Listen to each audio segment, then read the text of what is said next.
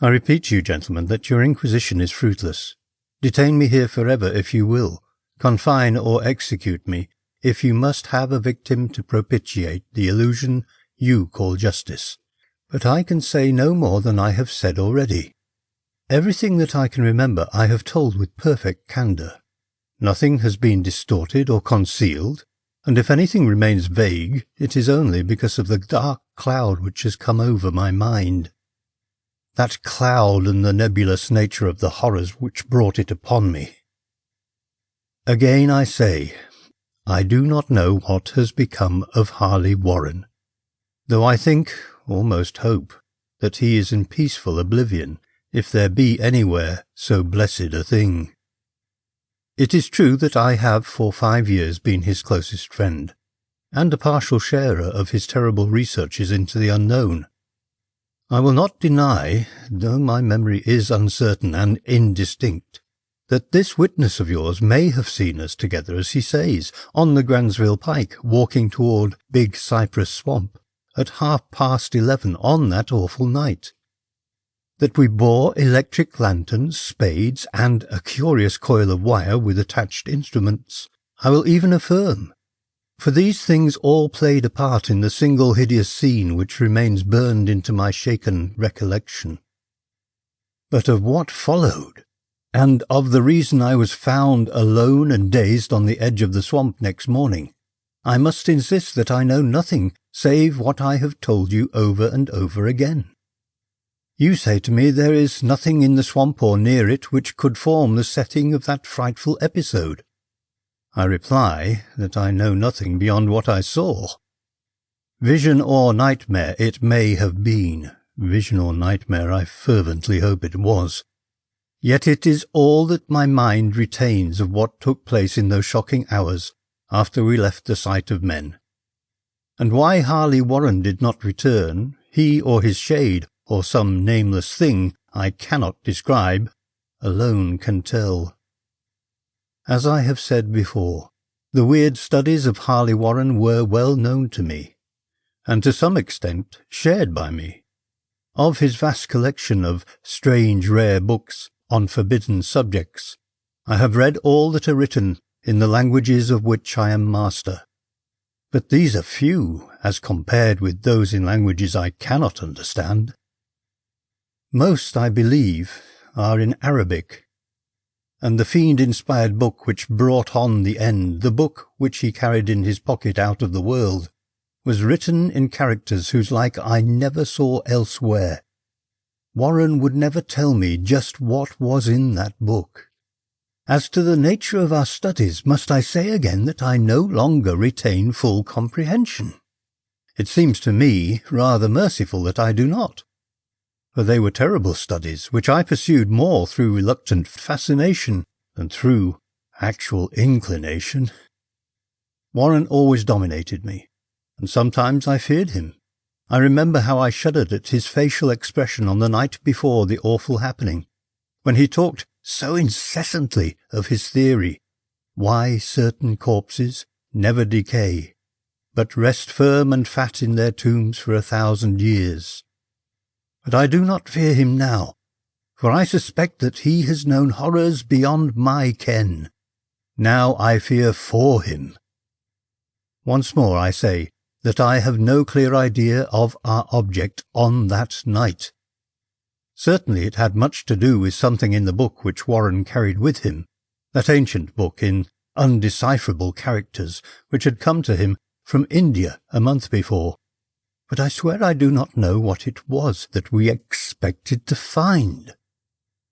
Your witness says he saw us at 11:30 on the Gainesville Pike, headed for Big Cypress Swamp. This is probably true, but I have no distinct memory of it. The picture seared into my soul is of one scene only, and the hour must have been long after midnight, for a waning crescent moon was high in the vaporous heavens. The place was an ancient cemetery, so ancient that I trembled at the manifold signs of immemorial years. It was in a deep, damp hollow, overgrown with rank grass, moss, and curious creeping weeds, and filled with a vague stench which my idle fancy associated absurdly with rotting stone. On every hand there were signs of neglect and decrepitude, and I seemed haunted by the notion that Warren and I were the first living creatures to invade a lethal silence of centuries. Over the valley's rim, a wan, waning crescent moon peered through the noisome vapours that seemed to emanate from unheard-of catacombs, and by its feeble, wavering beams I could distinguish a repellent array of antique slabs, urns, cenotaphs, and mausolean facades, all crumbling, moss-grown, and moisture-stained, and partly concealed by the gross luxuriance of the unhealthy vegetation. My first vivid impression of my own presence in this terrible necropolis concerns the act of pausing with Warren before a certain half-obliterated sepulchre, and of throwing down some burdens which we seemed to have been carrying.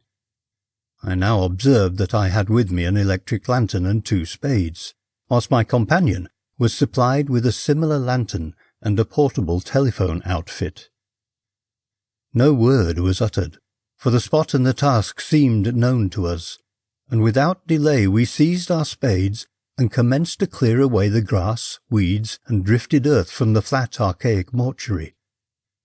After uncovering the entire surface, which consisted of 3 immense granite slabs, we stepped back some distance to survey the carnal scene, and Warren appeared to make some mental calculations. Then he returned to the sepulchre, and using his spade as a lever, sought to pry up the slab lying nearest to a stony ruin which may have been a monument in its day. He did not succeed, and motioned to me to come to his assistance. Finally, our combined strength loosened the stone, which we raised and tipped to one side. The removal of the slab revealed a black aperture, from which rushed an effluence of miasmal gases so nauseous that we started back in horror. After an interval, however, we approached the pit again, and found the exhalations less unbearable.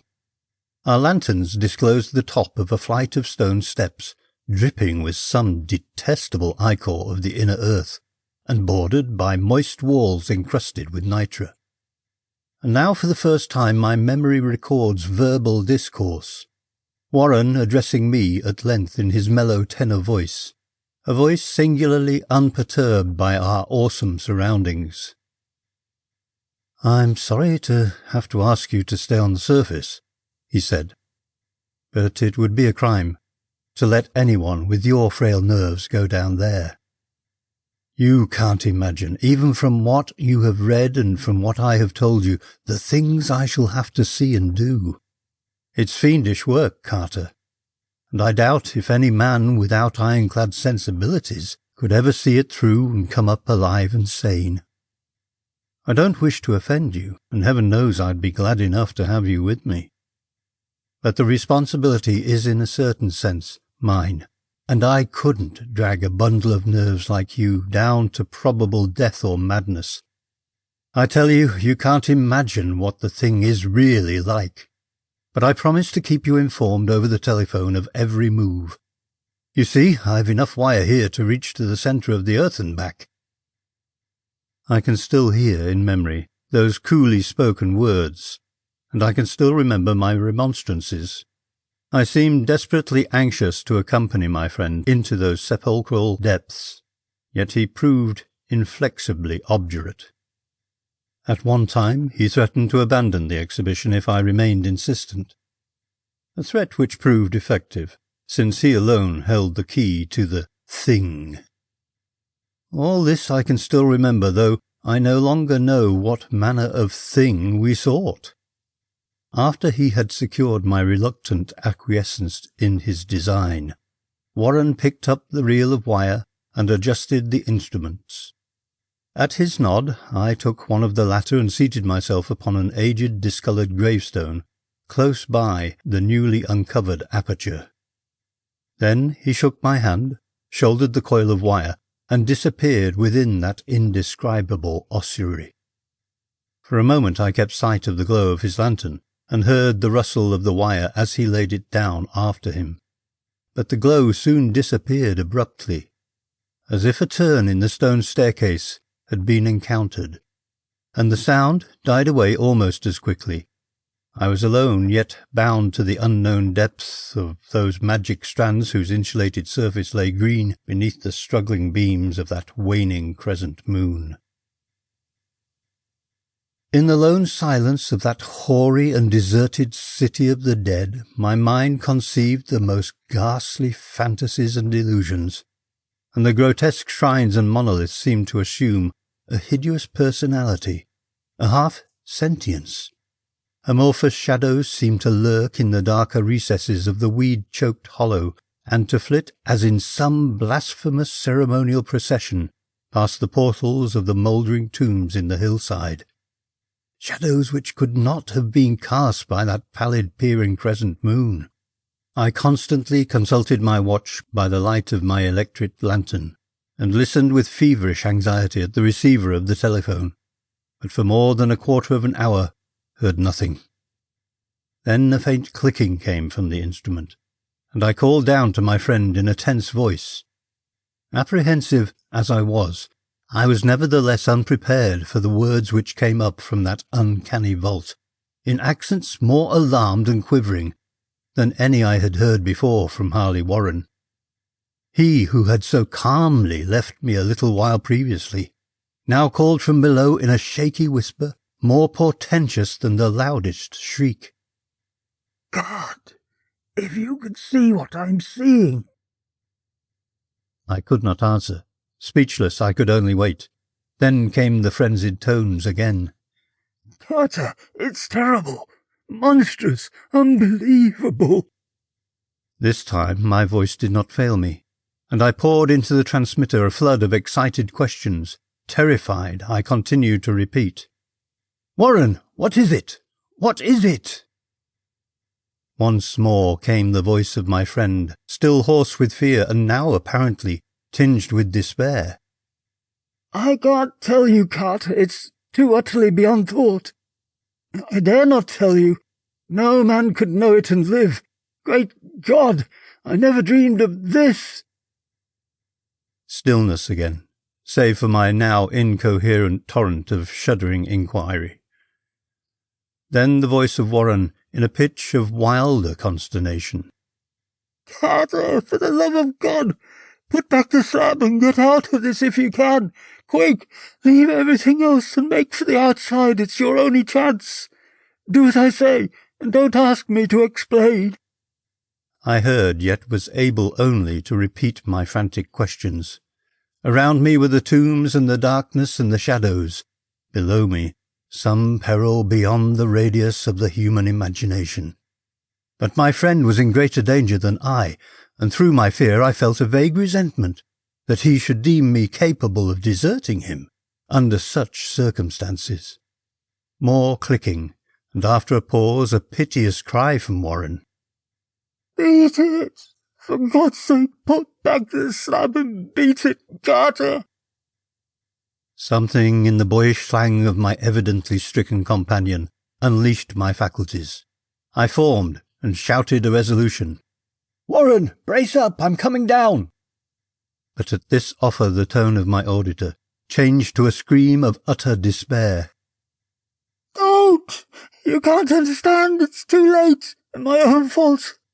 Put back the slab and run. There's nothing else you or anyone can do now. The tone changed again, this time acquiring a softer quality, as of hopeless resignation. Yet it remained tense through anxiety for me. Quick, before it's too late. I tried not to heed him, tried to break through the paralysis which held me, and to fulfill my vow to rush down to his aid. But his next whisper found me still held inert in the chains of stark horror. Carter, hurry. It's no use. You must go. Better one than two, the slab. A pause, more clicking, then the faint voice of Warren. Nearly over now. Don't make it harder. Cover up those damn steps and run for your life. You're losing time. So long, Carter. Won't see you again. Here Warren's whisper swelled into a cry that gradually rose to a shriek fraught with all the horror of the ages.